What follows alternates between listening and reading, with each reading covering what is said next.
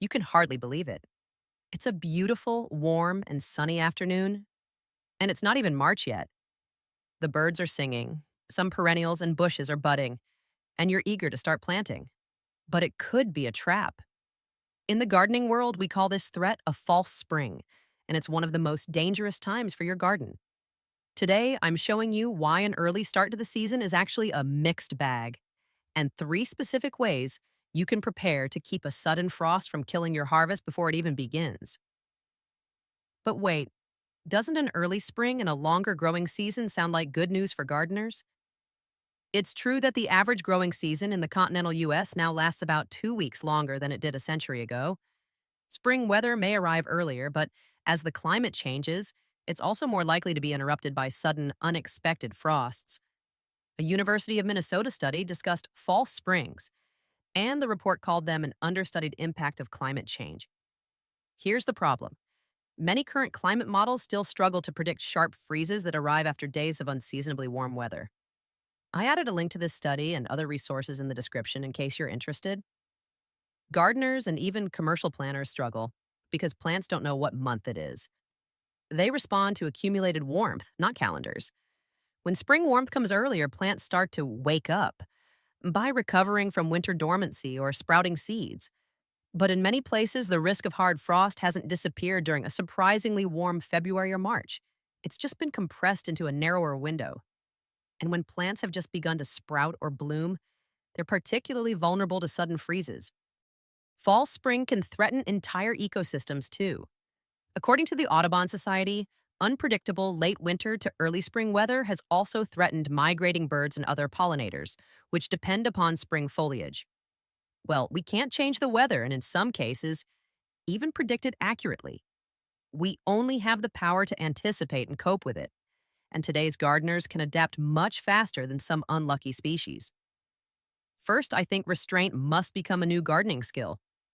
We've seen spring temperatures at the end of February in some typically colder climates. It might feel like a morning in May, but we've got to ask ourselves if it's too good to last. Pay attention to local weather forecasts. Lots of times, the warmth of a sunny afternoon can fade abruptly into freezing temperatures after you're fast asleep. Climate models may struggle with long range forecasts, so you've got to stay on your toes and check daily forecasts. If you're eager to get seedlings started, why not first germinate them in movable containers? If the temperature crashes, you can temporarily move them inside the garage, a shed, or even the kitchen. A little extra work can help ensure your gardening enjoys an early start without risking a big loss. For plants already in the ground, you can start by having frost protection on hand. Some gardeners buy specialized frost cloth, but others simply rely on sheets, blankets, or even cardboard covers to block frost and retain warmth from the ground. A layer of mulch also protects the plant's delicate roots from freezing. Apply 2 to 4 inches of straw, leaves, bark, or other organic mulch. And here's the good news. Frost covers and mulch don't just protect gardens during the first few weeks of gardening. Often warm weather early in the spring may herald a long, hot summer. The beauty of frost covers and mulch is that they can also serve you later in the summer by preserving soil moisture and insulating against high temperatures. If you're concerned about adapting to a warming climate in your area, you'll probably also be interested in my companion video about protecting your garden against extreme heat.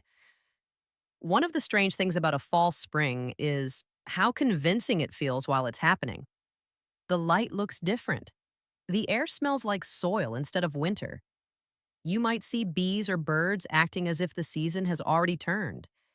Even experienced gardeners can feel that quiet pressure to act, to plant, prune, or tidy, because everything around them seems to say, it's time.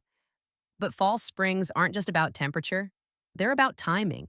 And learning to pause, to watch what the nights are doing, not just the afternoons, is becoming one of the most valuable skills a modern gardener can develop.